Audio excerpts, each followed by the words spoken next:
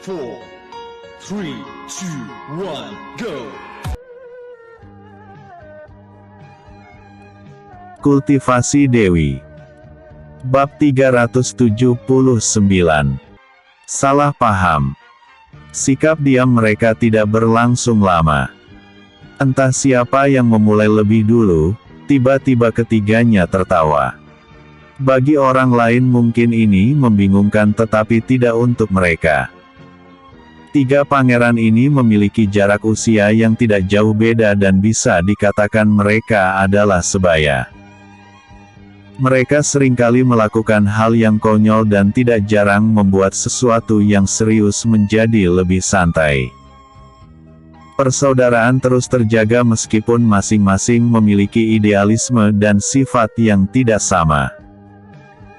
Tawa ketiga bersaudara ini membuktikan jika mereka adalah keluarga yang harmonis dan bahagia. Kebahagiaan atau kesedihan salah satu dari mereka menjadi milik ketiganya. Kedekatan ini terjadi secara alamiah tanpa ada tekanan atau paksaan dari orang tua dan orang terdekat mereka. Kalian sudah seperti mata-mata yang sedang mengintimidasi lawan saja. Nanti kalian juga akan tahu seperti apa rasanya jatuh cinta dan memiliki pasangan hidup yang kalian pilih. Jian Heng mencoba menghibur kedua kakaknya yang sebenarnya sedang cemburu padanya. Si Hao Xiang mengerucutkan bibirnya dengan wajah yang cemberut. Tangannya mengetuk-ketuk meja dengan malasnya. Kamu seperti tidak tahu saja ayah seperti apa. Mana mungkin dia membiarkan kami memilih pasangan sesuai keinginan kami. Dia dan ibu pasti mencarikan kami jodoh yang setara menurutnya, ucap si Hao Xiang mengungkapkan kegelisahan hatinya. Benar sekali. Kamu lebih beruntung karena wanita pilihanmu adalah orang yang tepat dan ayah menyukainya. Untung saja Yiner tidak mudah tergoda, jika tidak kami pasti berlomba-lomba untuk menarik perhatiannya. Sudah pasti aku yang menang dan mendapatkannya. Si Chang'e terang-terangan mengatakan jika dia dan si Hao Xiang juga menyukainya Fang Yin. Sungguh ironis. Pada akhirnya pemenangnya selalu saja aku karena memang aku yang paling tampan, ucap Jian Heng tidak mau kalah. Siapa bilang? Kamu yang paling hitam di antara kami. Panas matahari selalu membakar kulitmu setiap hari karena kamu senang hidup di alam bebas. Si Hao Xiang pun tidak terima jika adik ketiganya merasa paling tampan. Justru ini yang sangat menarik. Aku terlihat lebih jantan. Jian Heng berbicara sambil terkekeh. Dasar anak yang menyebalkan. Kamu selalu saja membuat kami kalah dalam segala hal. Mungkin setelah ini kami akan menerima nasib saat ayah mencarikan jodoh.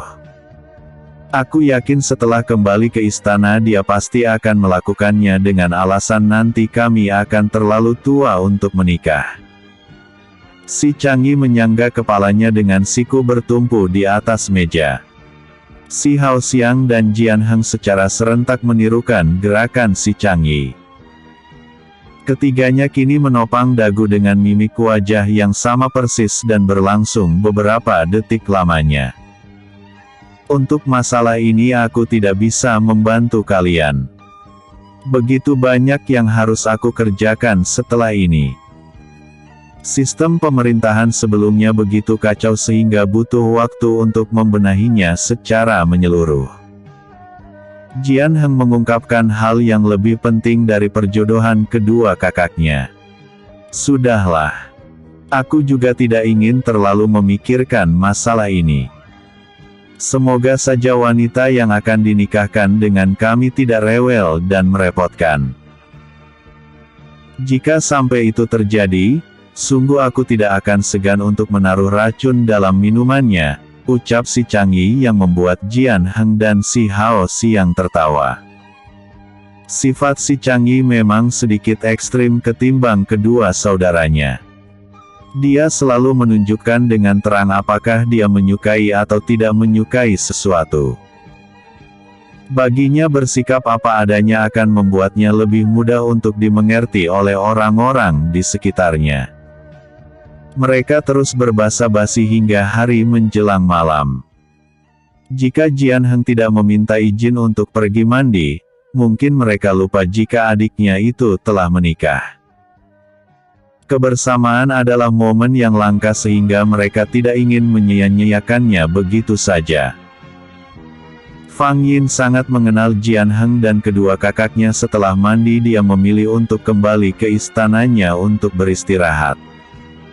Pakaian berat dan prosesi upacara yang cukup lama membuatnya merasa lelah. Setelah mandi dia tertidur dengan pulasnya. Pelayan yang menemaninya pun tidak berani untuk mengganggunya. Mereka mengurungkan niat untuk merias wajahnya. Pakaian yang dikenakan oleh Fang Yin pun bisa dikatakan jauh dari kata bagus. Sebelum masuk ke istananya, Fang Yin telah berpesan kepada pengawal yang menjaga pintu masuk untuk tidak membiarkan siapapun masuk. Di tempat lain, Jian Heng terlihat gelisah.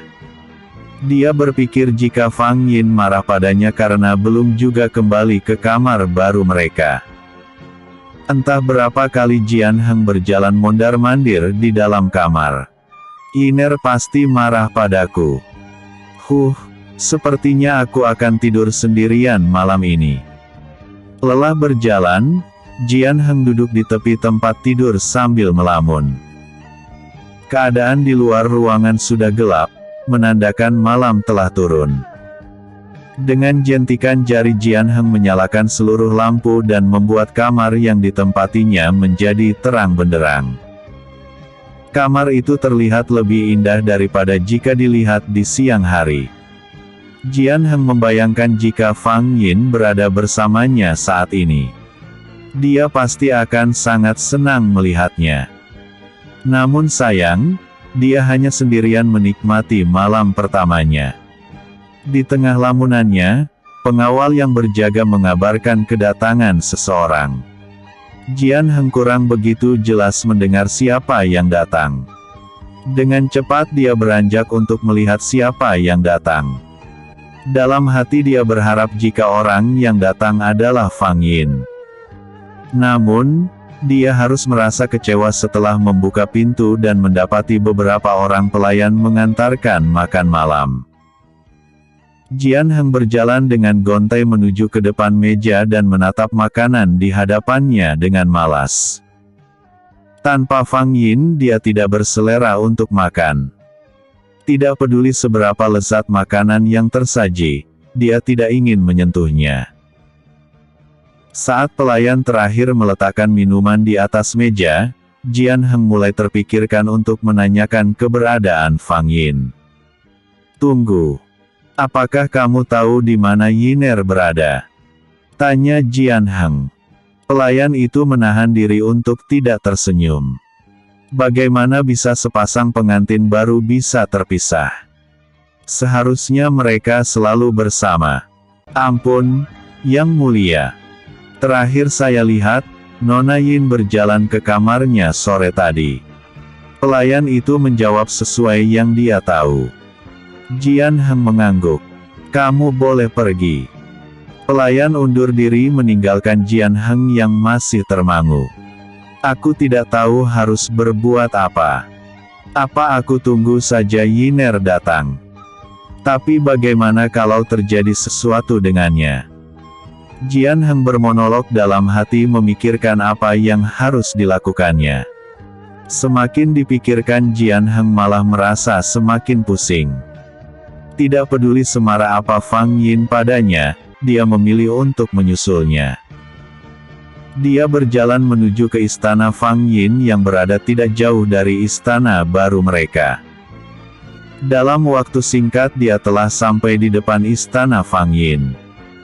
Dua orang pengawal yang berjaga memberi hormat padanya tetapi tidak memberinya jalan. Aku ingin menemui Yiner.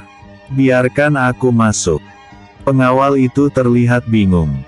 Sebelumnya Fang Yin berpesan untuk tidak mengizinkan siapapun masuk. Namun, Mereka juga tidak berani untuk tidak mematuhi perintah Jian Heng. Pasti dia meminta kalian untuk tidak membiarkan siapapun masuk. Tenang saja, aku yang akan bertanggung jawab untuk ini jika dia marah. Jian Heng menghargai kesetiaan para pengawal itu, tetapi dia sangat ingin menemui Fang Yin. Baik, Yang Mulia. Nasib kami bergantung pada Anda. Pengawal akhirnya memberi jalan untuk Jian Heng. Jian Heng mengangguk lalu melangkah menuju ke kamar Fang Yin. Suasana di kamar Fang Yin tampak sepi.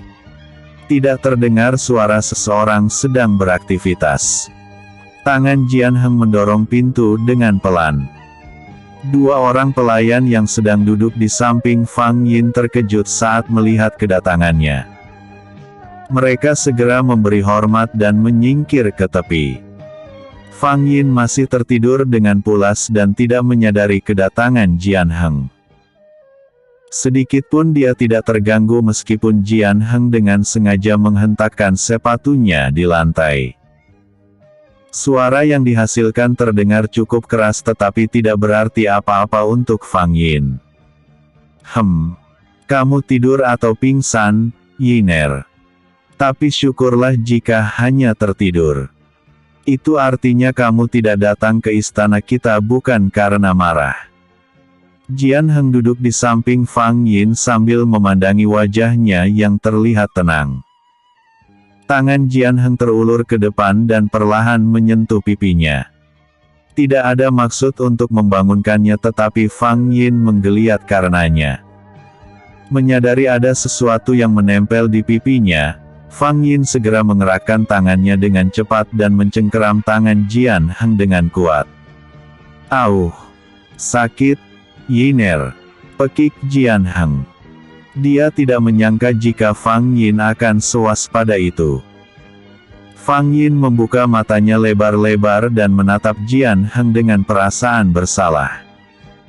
Dia segera melepaskan tangannya lalu duduk dengan benar. Rambutnya tergerai lepas tanpa ikatan dengan wajah polos tanpa riasan. Sadar akan keadaannya yang masih aut-autan, Fang Yin terlihat salah tingkah. Seharusnya dia berpakaian indah dan berdandan cantik di hadapan suaminya. Ternyata dia belum bisa menyesuaikan diri dengan status barunya. Kak Heng, maafkan aku. Tidak seharusnya aku berpenampilan seperti ini. Kamu pasti sangat kecewa. Fang Yin menggigit bibirnya menyesali apa yang terjadi. Jian Heng tersenyum melihat tingkah Fang Yin. Sejujurnya dia lebih menyukai Fang Yin tampil apa adanya tanpa riasan apapun di depannya. Aku suka kamu apa adanya. Kamu bisa tampil sempurna di depan semua orang tetapi bagiku kamu lebih menarik jika tidak memakai apa-apa. Maksudku tampil apa adanya. Jian Heng meralat ucapannya takut Fang Yin merasa salah paham dan menganggapnya terlalu vulgar. Fang Yin tersipu mendengar pujian Jian Heng. Rasanya tubuhnya seperti akan terbang ke langit tanpa mengeluarkan ki. Kulit wajahnya yang putih bersemu merah. Para pelayan sudah mengantarkan makan malam ke kamar kita. Apakah kamu ingin aku meminta pelayan untuk memindahkannya kemari? Tanya Jian Heng. Dia tidak ingin memaksa Fang Yin untuk tidur di kamar mereka dan memberinya kebebasan untuk memilih tempat yang nyaman untuknya. Tidak. Kita kembali saja ke kamar. Kita sudah menikah dan istana ini terlalu sempit. Fang Yin beranjak dari duduknya. Baiklah, kita pergi sekarang. Jian Heng menyusulnya berdiri. Keduanya berjalan menuju istana baru mereka. Tidak ada yang berani berkomentar meskipun penampilan Fang Yin sangat berantakan. Pengawal dan pelayan yang tidak sengaja berpapasan memilih menunduk dan pura-pura tidak melihat keduanya. Beruntung untuk pergi ke istana baru mereka tidak perlu melewati istana keluarga besar keduanya. Bisa-bisa selir si akan syok saat melihat penampilan putrinya. Meskipun tidak ada yang berani berbicara tetapi Fang Yin sangat peka. Dia merasa jika semua orang menatapnya aneh. Untuk menghindarinya dia memilih untuk melangkah lebih cepat menuju ke tempat tinggal barunya. Sebagai orang terdekat Fang Yin, Jian Heng sangat hafal dengan sifat kekasihnya. Tampak jelas sekali jika Fang Yin kurang percaya diri saat ini. Telapak tangannya terbuka dan muncullah sebuah mantel cantik dari dalam cincin penyimpanannya. Pakai ini. Jian Heng memberikan mantel itu untuk Fang Yin. Tanpa banyak bicara Fang Yin pun segera mengenakannya. Mantel itu membuatnya terlihat lebih anggun. Setidaknya bisa menutupi bajunya yang kurang menarik. Kamu memang selalu mengertiku, Kak Heng. Fang Yin tersenyum senang. Mereka kembali berjalan. Kali ini Fang Yin merasa lebih percaya diri ketika bertemu dengan pelayan atau penjaga istana. Sesampainya di istana barunya, Fang Yin melepaskan mantel yang dikenakannya dan meletakkannya secara sembarang di salah satu sudut ruangan. Jian Heng tidak ingin ambil pusing dengan semua tingkah Fang Yin yang sulit untuk diatur. Dia memilih untuk duduk di depan meja dan menunggu Fang Yin untuk menikmati makan malam bersamanya. Tidak berapa lama kemudian Fang Yin pun menyusulnya duduk. Mereka sama-sama terdiam untuk beberapa saat hingga Fang Yin tersadar jika dia harus mengambilkan makanan untuk Jian Heng terlebih dahulu sebelum mengambil untuknya sendiri. Maaf, aku lupa. Fang Yin memberikan semangkuk nasi dan lauk untuk Jian Heng. Terima kasih. Jian Heng mengambil mangkuk kosong dan gantian mengambil makanan untuk Fang Yin. Seharusnya kamu tidak perlu melakukan ini, Kak Heng. Kamu tidak memiliki kewajiban untuk mengambilkan makanan untukku. Fang Yin merasa tidak enak pada Jian Heng. Kita akan selalu sama-sama. Aku ingin memanjakanmu sebagai wanita paling istimewa dalam hidupku. Ucapan Jian Heng membuat Fang Yin tersipu. Mereka menikmati makan malam dengan lahap. Jian Heng selalu menambahkan beberapa lauk dan sayur ke dalam mangkuk Fang Yin. Cukup, Kak Heng. Aku sudah makan terlalu banyak. Fang Yin menarik mangkuknya saat Jian Heng akan menambahkan makanan lagi. Kamu harus makan yang banyak karena... Jian Heng menggantungkan ucapannya. Sebagai seorang wanita dewasa tentu Fang Yin tahu apa yang dimaksud oleh Jian Heng. Bukan sebuah hal yang tabu bagi pasangan suami istri untuk melakukan hubungan yang lebih jauh. Meskipun begitu, Fang Yin masih saja gugup dan tersendak saat makan. Jian Heng buru-buru mengambilkan minum untuknya. Keduanya memilih untuk mengakhiri makan malamnya dan berbincang-bincang hingga mengantuk. Tidak ada yang mengganggu keduanya lagi menghabiskan malam. Jian Heng bahkan meminta penjaga istananya untuk menjauh dari kamar mereka. Bagi Fang Yin, Jian Heng adalah Zidane versi kuno. Di kehidupan sebelumnya Agatha Moen tidak berhasil mendapatkan cinta sejatinya. Namun, di kehidupan keduanya dia bertemu dengan orang yang memiliki banyak kemiripan dengan pria idamannya. Bersambung. Kultivasi Dewi. Bab 380. Sebuah fenomena. Fang Yin bukanlah manusia biasa. Selain seorang Dewi Naga, dia juga ditakdirkan memiliki dua ingatan dan dua jiwa. Tubuhnya yang telah bertransformasi membuatnya memiliki sifat-sifat yang melampaui batas logika. Suasana langit di negeri benua timur mendadak menampilkan fenomena aneh malam itu. Cahaya yang indah mirip seperti supernova mengubah langit yang gelap menjadi bercahaya. Orang-orang yang sedang berada di luar rumah berteriak memanggil anggota keluarganya untuk melihat fenomena yang terjadi. Mereka berbondong-bondong pergi keluar untuk melihatnya secara beramai-ramai. Keluarga istana juga merasa takjub dengan fenomena ini. Mereka berpikir jika ini adalah sebuah keajaiban dan berkah dari dewa atas pernikahan Fang Yin dan Jian Heng. Di luar pendapat mereka, kejadian ini merupakan pengumpulan energi dari Fang Yin dan Jian Heng. Kedepannya, Fang Yin tidak akan melahirkan seorang anak seperti wanita kebanyakan. Anaknya akan tercipta dari energi murni yang menyatu dari keduanya. Fang Yin sendiri tidak tahu tentang hal ini. Tidak ada kitab yang menjelaskan tentang kelahiran keturunan Dewi Naga secara detail.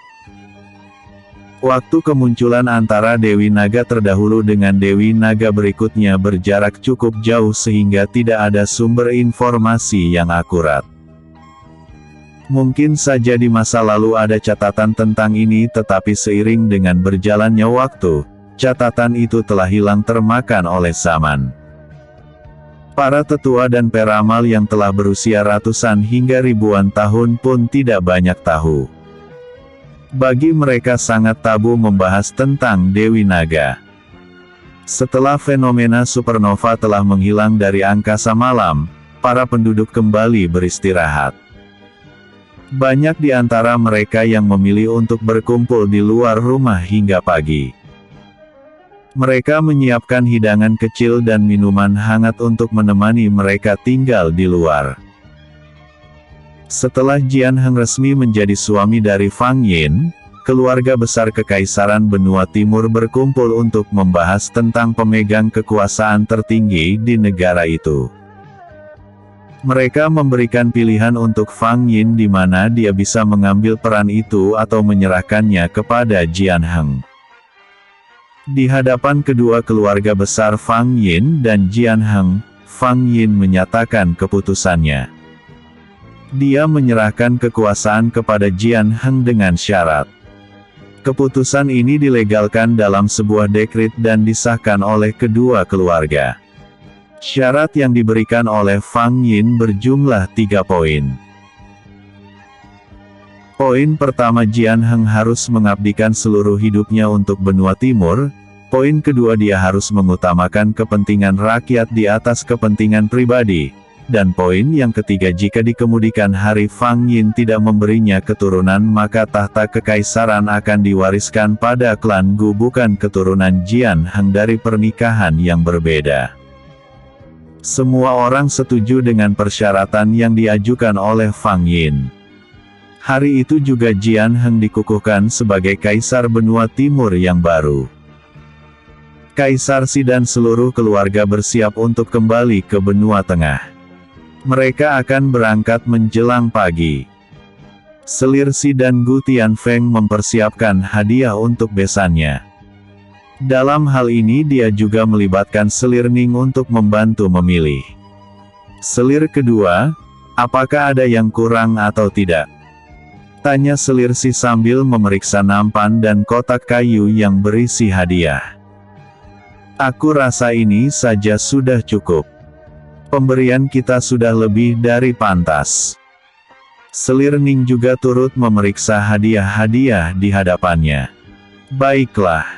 Sekarang kita pergi menemui ibu. Kita juga harus memeriksa perbekalan yang akan kita bawakan untuk mereka. Selir Si bersiap untuk meninggalkan ruangan itu. Mereka melupakan keberadaan Gu Tianfeng yang sejak tadi duduk menunggu mereka.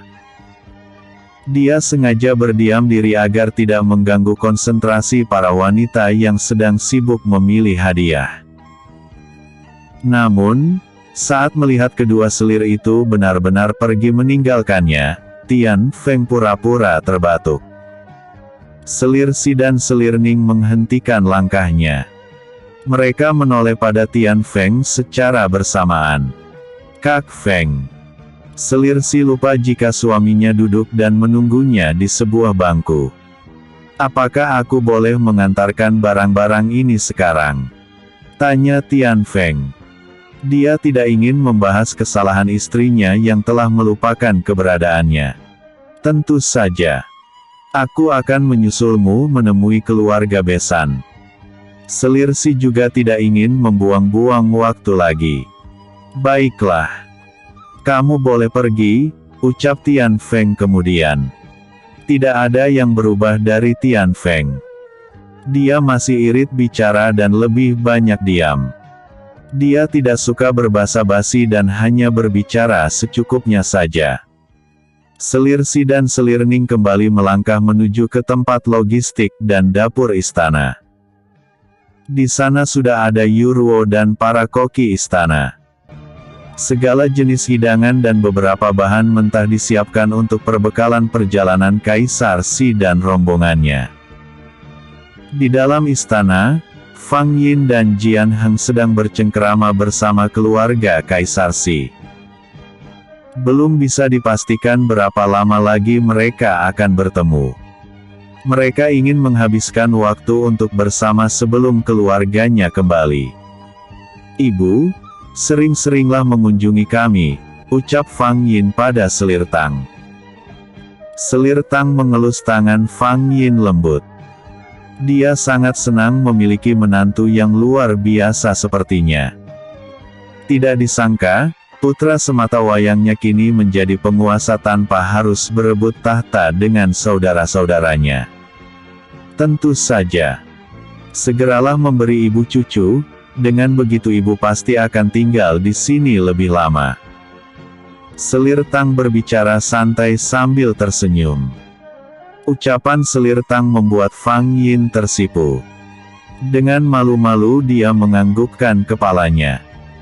Sebagai seorang wanita yang sudah menikah, memiliki seorang anak adalah sebuah anugerah yang tidak ternilai. Aku sangat senang mendengarnya. Selir Tang memeluk Fang Yin untuk meluapkan kebahagiaannya. Apa yang dilakukan oleh Selir Tang dan Fang Yin terlihat dari tempat Jian Heng, ayah, dan kedua kakaknya berada. Keakraban di antara keduanya membuat hati para pria menghangat. Bagi mereka Fang Yin dan Selir Tang adalah dua wanita hebat yang sama-sama memiliki latar belakang sebagai seorang wanita kuat.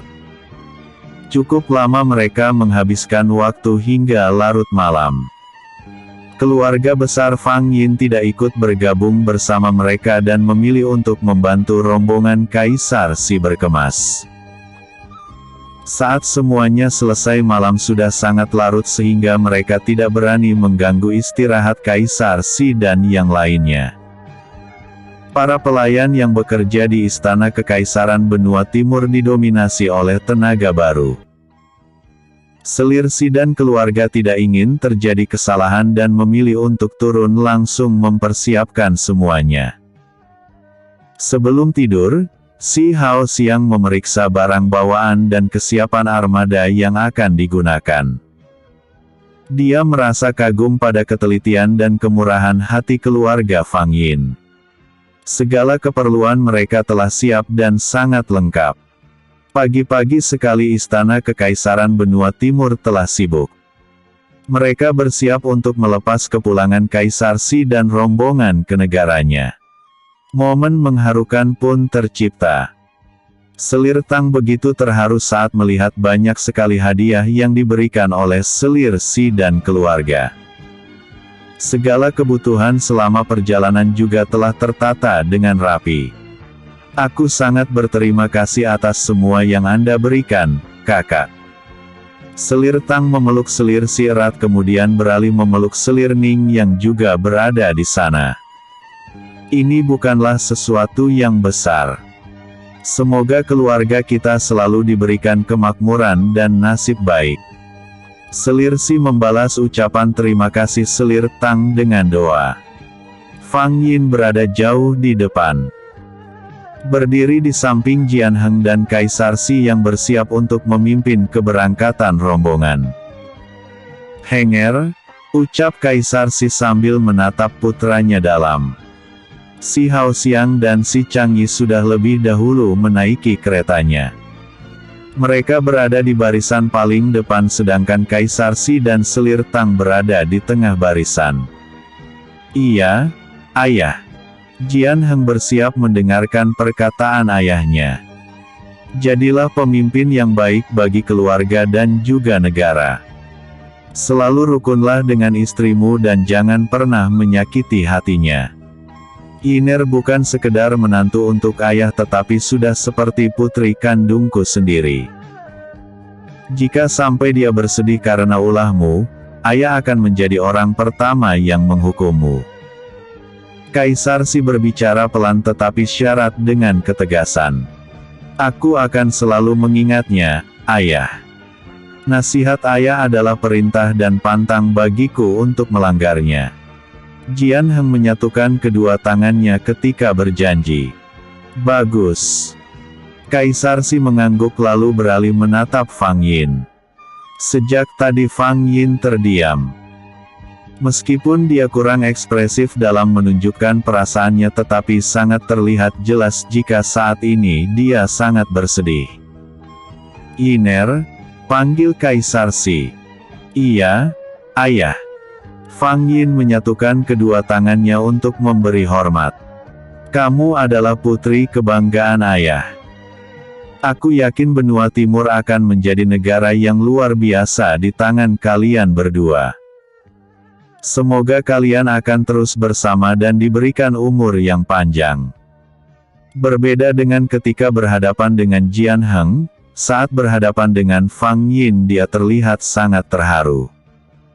Terima kasih, ayah. Semua keberhasilan dan pencapaian yang kami raih terjadi karena doa ayah dan semua orang yang menyayangi kami. Fang Yin berbicara dengan terus memberi hormat. Di kejauhan terlihat Selir Tang telah datang. Sebelumnya Fang Yin dan Jian Heng sudah berpamitan dengannya dan kedua kakaknya. Tidak ingin terlalu lama menunda keberangkatan, Kaisar Si dan Selir Tang segera meminta diri. Perpisahan memang menyedihkan tetapi hidup harus terus berlanjut. Sebagai orang tua mereka harus rela berpisah dengan buah hatinya agar mereka bisa hidup mandiri. Selir Tang tidak sanggup lagi berkata-kata. Setelah memeluk Fang Yin dan Jian Heng secara bergantian, dia langsung memasuki keretanya. Begitu juga dengan Kaisar Si, meskipun terlihat tegar hatinya sangat rapuh. Rombongan Kaisar Si mulai berjalan meninggalkan halaman istana. Keluarga Fang Yin menunggu hingga rombongan benar-benar tidak terlihat dari pandangan. Fang Yin dan Jian Heng berjalan meninggalkan halaman istana menyusul orang tua dan para pengantar rombongan. Hari masih terlalu pagi untuk beraktivitas. Mereka memilih untuk kembali beristirahat di kediamannya masing-masing. Aku masih mengantuk, Yiner. Jian Heng langsung menjatuhkan tubuhnya di tempat tidur setelah sampai di kamarnya. Fang Yin menggeleng. Dia tidak menyusulnya dan memilih duduk di depan meja. Masih tersisa beberapa buah-buahan dan air. Pagi ini dia merasa sangat lapar. Dia memakan buah-buahan itu tanpa memotong-motongnya terlebih dahulu. Fang Yin langsung menggigit dan mengunyahnya. Jian Heng merasa heran karena Fang Yin tidak juga datang menyusulnya. Untuk menghilangkan rasa penasarannya, Jian Heng segera bangun dan mencari keberadaan Fang Yin. Orang yang dia cari ternyata sedang bersantai sambil menikmati makanannya. Aku pikir kamu kemana, Yiner? Kelihatannya buah itu sangat lezat. Jian Heng menelan ludahnya saat melihat Fang Yin memakannya dengan sangat lahap. Tentu saja. Apakah kamu juga menginginkannya? Tanya Fang Yin. Di atas meja masih ada beberapa buah yang tersisa. Berikan satu untukku. Kamu lemparkan saja. Jian Heng terlihat tidak sabar menunggu Fang Yin melemparkan buah untuknya. Sebelumnya Fang Yin memang terbiasa hidup liar di dunia yang bebas. Namun, Sekarang dia tidak bisa bersikap seenaknya. Meskipun Jian Heng ingin dia melemparkan buah itu, Fang Yin memberikannya dengan mengantarkannya secara langsung. "Kamu sekarang adalah seorang kaisar dan suami yang harus aku hormati," ucap Fang Yin sambil menyerahkan buah kepada Jian Heng. Jian Heng menerimanya sambil menatap Fang Yin tanpa berkedip. Selain cantik, istrinya ternyata memiliki kepribadian yang luhur. Dia adalah Dewi Naga terbaik sepanjang sejarah di mana dia mampu membuat roh naga di tubuhnya menjadi jinak dan patuh padanya. Tubuh Jian Heng tidak bergerak kecuali mulut dan tangannya yang sedang memakan buah. Dia seperti seseorang yang terkena hipnotis. Matanya tidak beralih dari menatap Fang Yin. "Kamu terlihat menakutkan jika seperti ini." Fang Yin bergidik dan hendak pergi meninggalkan Jian Heng. Tangan Jian Heng meraih lengan Fang Yin dan membuatnya tertahan. Sedikit tarikan yang menghentak tubuhnya jatuh di pangkuan Jian Heng. Kini kedua wajah mereka berada di dalam jarak yang sangat dekat. Hembusan nafas dari keduanya menyapu wajah masing-masing. Hari masih pagi. Banyak hal yang harus kakak selesaikan hari ini. Fang Yin mengingatkan suaminya. "Baiklah. Biarkan begini dulu, aku ingin memelukmu sejenak," ucap Jian Heng tanpa melepaskan pelukannya. Fang Yin tidak memberontak dan menikmati sikap mesra Jian Heng. Keduanya masih terlihat malu-malu meskipun sudah melewatkan malam bersama setelah pernikahan. Buah di tangan keduanya terjatuh tanpa disadari. Fang Yin tidak menolak ketika Jian Heng membawanya berbaring dengan posisi tetap saling memeluk. Udara yang sangat dingin membuat rasa kantuk kian menjadi-jadi. Entah siapa yang pertama kali tertidur, mereka terlelap dalam sekejap. Pertempuran yang terjadi di antara mereka tentu juga meninggalkan rasa lelah yang sulit untuk diukur. Tidak ada yang berani membangunkan mereka. Seluruh keluarga besar mereka mungkin juga sedang beristirahat. Mereka tidur hingga larut semalam. Di perbatasan benua timur terjadi sedikit kerusuhan. Setelah keberangkatan ada sekelompok pemberontak yang menghasut masyarakat untuk melawan pemerintahan Jian Heng dan Fang Yin. Mereka seringkali menghalangi pasokan kebutuhan primer yang dikirim ke daerah itu, akibatnya banyak orang yang mengalami kelaparan. Bahan makanan menjadi barang langka. Keadaan ini dimanfaatkan oleh pemberontak untuk menarik simpati masyarakat dengan memberi mereka makanan. Sebenarnya makanan itu berasal dari pemerintah yang mereka rampas. Belum jelas siapa dalang di balik kerusuhan ini. Semakin hari semakin banyak masyarakat yang bergabung dengan kelompok pemberontak. Mereka berencana untuk membentuk pasukan dan dukungan yang akan memperkuat kelompoknya. Berita ini terendus oleh pasukan mata-mata khusus yang dikirim menyebar di seluruh penjuru benua timur. Setelah mendapatkan informasi yang mereka butuhkan, salah satu mata-mata itu kembali ke istana benua timur. Bersambung. Bab 381. Berencana. Kerusuhan di perbatasan bagian barat terus berlanjut. Sebenarnya jarak perbatasan dengan istana benua timur tidak terlalu jauh. Jika ditempuh dengan berkuda bisa dicapai dalam waktu setengah hari saja. Utusan yang menjadi mata-mata kembali ke istana pada tengah hari. Diperkirakan dia akan sampai di istana saat matahari terbenam dengan sekali istirahat untuk memberi makan kuda dan juga dirinya. Sebuah kedai yang cukup ramai menjadi pilihan utusan itu untuk singgah. Di luar kedai juga terlihat dua orang pawang kuda yang sedang merawat seekor kuda milik seseorang. Utusan datang mendekatinya lalu turun dari atas kudanya. "Selamat sore, Tuan." Aku ingin seseorang memberi makan dan merawat kudaku. Di mana aku bisa menemukannya? Tanya utusan. Kedua orang yang merawat kuda menatap ke arah utusan. Mereka bisa merawat dua kuda secara bersamaan dalam satu waktu. Kami bisa merawat kuda Anda bersama dengan kuda ini. Anda bisa meninggalkannya jika berkenan, ucap pria itu. Baiklah, terima kasih. Aku ingin pergi ke kedai di depan terlebih dahulu dan menunggu Anda selesai merawat kuda-kuda ini, ucap utusan sembari menyerahkan tali kudanya. Silakan, Tuan. Pria perawat kuda mengambil tali dari tangan utusan. Pengunjung kedai yang dituju utusan sangat ramai. Seluruh meja di ruangan penuh dengan pengunjung. Dia terus mengedarkan pandangannya untuk mencari tempat kosong hingga tiba-tiba dia mendengar suara seseorang memanggilnya. Yuan, Yuan, panggilnya. Utusan memutar tubuhnya untuk mencari siapa yang memanggilnya barusan. Kedai yang cukup ramai membuatnya kesulitan. Dia baru menemukannya setelah beberapa saat mencari. Tidak disangka dia akan bertemu dengan orang dari Istana Kekaisaran Benua Timur juga di sini. Tanpa ragu-ragu Yuan berjalan menghampirinya dan duduk di meja yang sama dengannya. Tuan Huangran, apakah Anda sendirian saja? Tanya Yuan setelah dia duduk.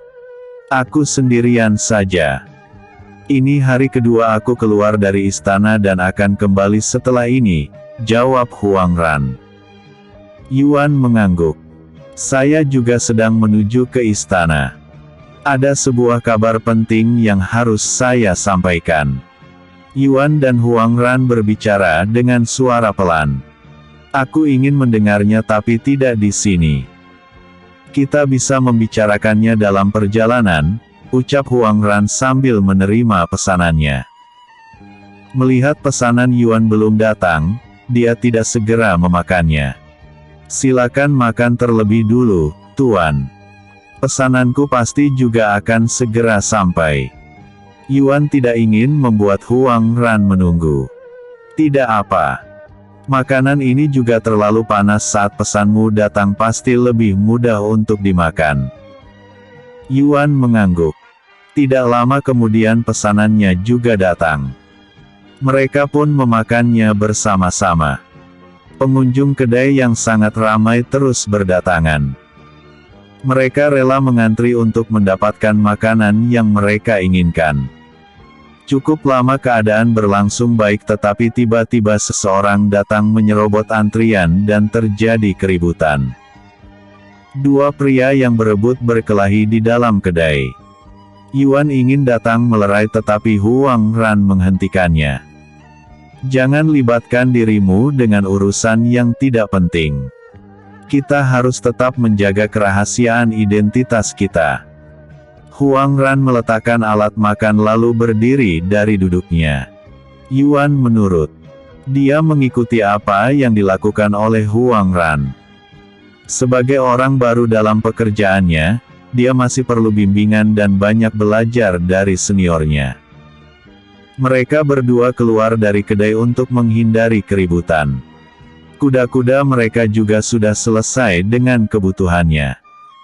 Rupanya kuda Huangran juga dirawat oleh orang yang sama dengan yang merawat kuda Yuan.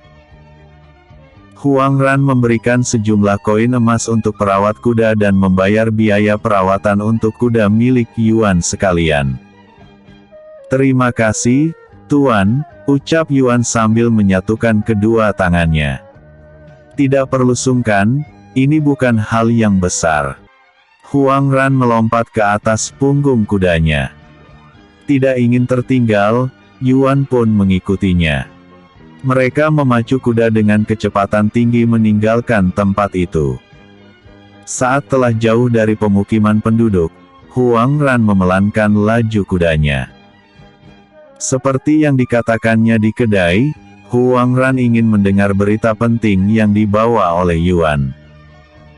Setelah memastikan tidak ada orang lain di sekeliling mereka, Huang Ran bersiap untuk bertanya pada Yuan. Yuan, aku ingin tahu berita yang kamu bawa. Setelah sampai di istana aku akan langsung menyampaikannya pada Kaisar Heng. Yuan melihat ke kanan kiri untuk kembali memastikan keadaan aman. Sebagai seorang mata-mata pilihan dia sangat berhati-hati. Dia mulai bercerita setelah benar-benar yakin tidak ada orang lain yang ikut mendengarkan ceritanya. Keadaan di perbatasan barat sangat genting, Tuan. Mereka kesulitan untuk mendapatkan pasokan makanan dan dilanda kelaparan. Ada seseorang yang sengaja menghentikan pasokan bahan makanan ke wilayah itu. Yuan melihat kejadian ini secara langsung. Apakah kamu tahu siapa dalang di balik masalah ini? Tanya Huang Ran. Aku tidak tahu pasti siapa pemimpin pemberontakan ini, tetapi aku tahu di mana markas mereka. Anggotanya terus bertambah setiap hari. Mereka menarik dukungan masyarakat dengan memberikan bahan makanan. Semakin hari kepercayaan masyarakat terhadap pemerintahan yang dijalankan oleh Kaisar Heng semakin menurun karena hasutan mereka. Huang Ran terdiam mendengarkan cerita dari Yuan. Keadaan ini harus segera diatasi sebelum pengaruh dari pemberontak semakin meluas. Pada akhirnya masyarakat kalangan bawah yang akan menjadi korban.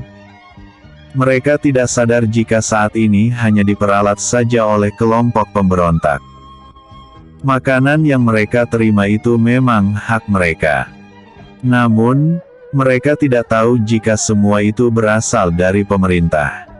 Aku akan menyampaikan berita ini pada Kaisar Heng. Kamu bisa beristirahat setelah sampai di istana. Untuk misi selanjutnya aku akan datang menemuimu untuk mengabarkannya. Huang Ran kembali berbicara setelah beberapa saat terdiam. Baik, Tuan. Tidak ada lagi yang perlu untuk dibicarakan. Huang Ran dan Yuan memacu kudanya dengan kecepatan tinggi agar segera sampai di istana. Seperti yang diperkirakan, mereka sampai sesaat setelah matahari terbenam. Lampu-lampu yang terpasang di jalanan kota sudah menyala. Penjaga gerbang istana langsung mengenali keduanya saat mereka menunjukkan token khusus kekaisaran. Yuan dan Huang Ran mengambil jalan terpisah. Tidak ingin membuang banyak waktu, Huang Ran ingin segera menemui Jian Heng sedangkan Yuan beristirahat di kediamannya. Jian Heng masih berada di ruang kerjanya ketika Huang Ran datang. Pengawal pribadinya mengantarkan Huang Ran kepadanya. Setelah sampai di depan pintu, pengawal itu meninggalkannya dan kembali untuk bertugas. Selamat malam, Yang Mulia. Huang Ran memberi salam. Pintu ruangan Jian Heng dalam keadaan terbuka sehingga dia bisa melihat dengan jelas siapa orang yang datang. Masuklah. Perintah Jian Heng. Huang Ran memberi hormat sebentar lalu bersiap untuk melapor. Pertama dia melaporkan misi yang dijalankannya. Setelah itu dia melaporkan berita tentang kerusuhan yang terjadi di perbatasan. Jian Heng mendengarkannya dengan seksama dan memikirkan langkah yang akan diambilnya. Namun, dia tidak bisa mengambil keputusan sebelum membicarakannya bersama Fang Yin dan para dewan pemerintahan. Kamu bisa beristirahat sekarang. Kita akan bertemu di ruang pertemuan besok. Masalah ini harus diselesaikan dengan segera. Namun, aku tidak bisa mengambil keputusan saat ini. Aku tidak ingin masyarakat yang tidak tahu apa-apa akan menjadi korban dalam penangkapan para pemberontak, jelas Jian Heng. Baik, Yang Mulia. Huang Ran memberi hormat lalu berjalan meninggalkan ruang kerja Jian Heng. Sikap bijaksana Jian Heng membuatnya terkagum-kagum. Dia hanya ingin menangkap pemberontak saja tanpa melukai masyarakat yang tidak berdosa. Sepintas memang terdengar sederhana, tetapi dalam prakteknya tentu ini tidak akan mudah. Akan sulit untuk meyakinkan masyarakat yang telah terhasut oleh pemberontak. Mereka tidak mengetahui hal yang sebenarnya dan tentunya akan rela melakukan apa saja untuk membela pemberontak yang mereka anggap sebagai pahlawan. Seringkali Jian Heng berada di ruang kerjanya hingga larut malam. Kali ini dia ingin menyelesaikan pekerjaannya lebih awal. Dia tidak sabar ingin menyampaikan kabar yang dibawa oleh Huang Ran kepada Fang Yin. Beruntung pekerjaannya hari ini tidak terlalu banyak. Jian Heng bisa pulang lebih awal ke istananya. "Kak Heng, kamu sudah datang." Fang Yin sedang makan ketika Jian Heng datang. Dia meletakkan alat makannya dan berjalan menyambut suaminya. "Kenapa kamu tidak melanjutkan saja makan malammu?" Jian Heng meletakkan mantel yang baru saja dilepaskannya. "Tidak apa. Makananku tidak akan basi hanya karena ku tinggal sebentar." Fang Yin menggamit lengan Jian Heng dan membawanya duduk di sampingnya. Jian Heng merasa lapar saat melihat hidangan di hadapannya. Dia hanya makan sedikit saja di ruang kerjanya. Ekspresi wajah Jian Heng tidak luput dari pengamatan Fang Yin. Meskipun tidak mengatakannya, Jian Heng terlihat ingin mencicipi makanan di hadapannya. "Apakah Kak Heng mau aku ambilkan makan?" tanya Fang Yin. "Aku sudah makan tadi. Kalau boleh, aku ingin memakan beberapa suap saja." Fang Yin akan meraih mangkuk kosong tetapi tangannya dipegang oleh Jian Heng. "Suapi aku dari mangkukmu." Jian Heng ingin makanan yang ada di mangkuk Fang Yin. "Baiklah." Fang Yin tersenyum. Mereka bergantian makan dari mangkuk yang sama. Beberapa kali Fang Yin menambahkan makanan hingga keduanya merasa benar-benar kenyang. Mereka makan dengan baik dan membuat tubuh keduanya terlihat lebih berisi.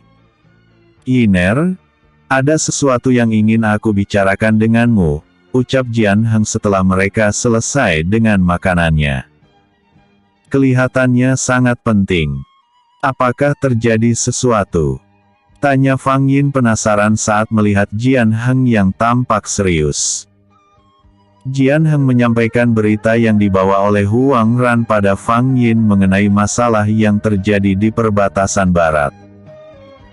Sebelum membicarakannya dengan Dewan Pemerintahan, dia ingin mendengar lebih dulu pendapat Fang Yin sebagai bahan pertimbangan. "Berani sekali dia melawanku. Kita tidak perlu melibatkan siapapun untuk menyelesaikan masalah ini. Aku akan turun langsung untuk menangkap mereka." Fang Yin mengepalkan tangannya kuat-kuat. "Tidak.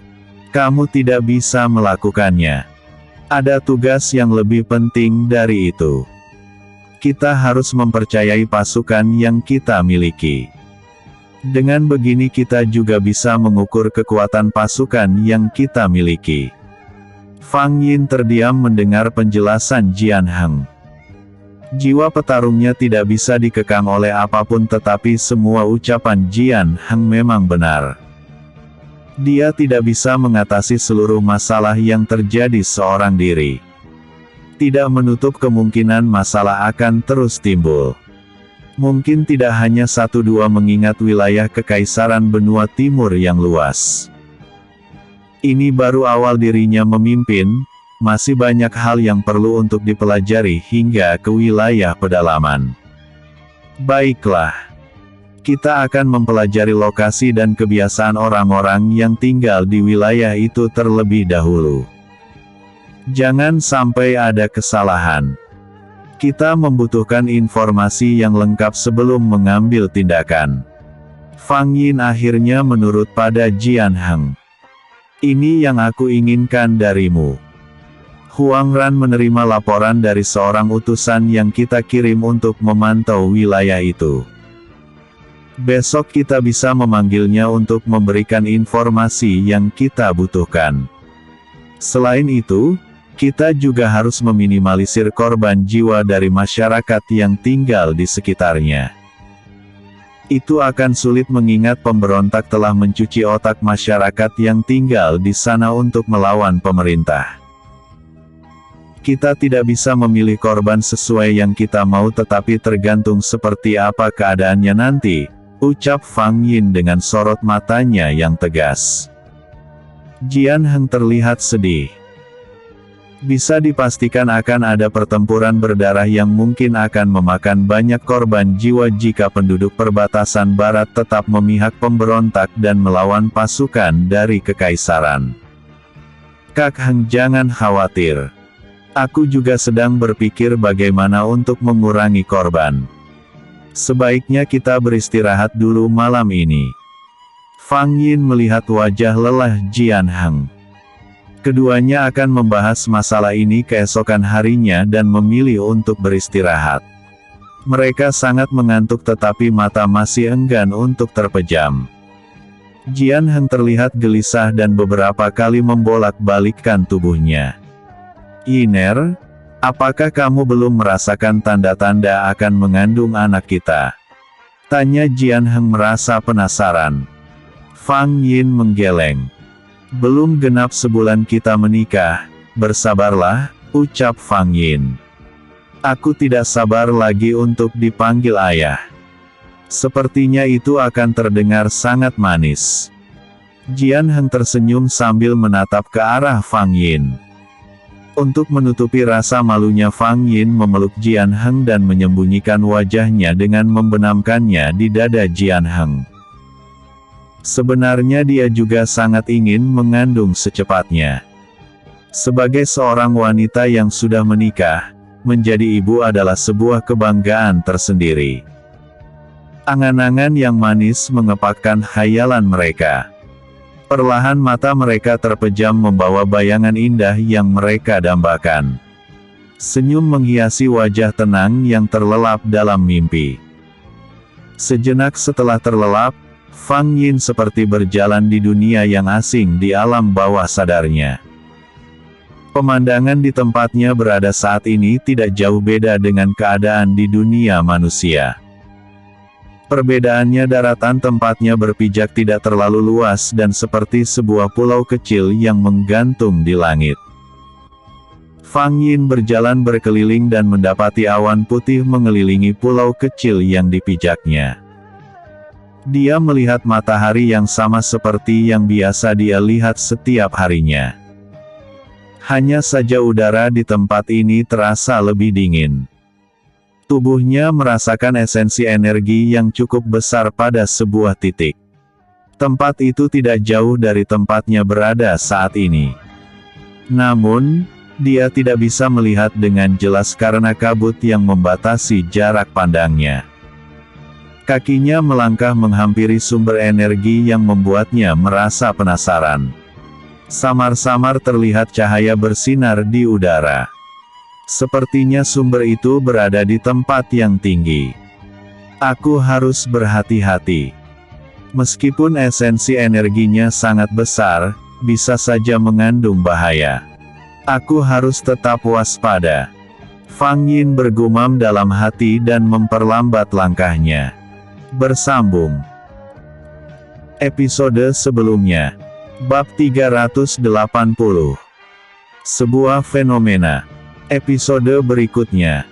Bab 382. Diputuskan.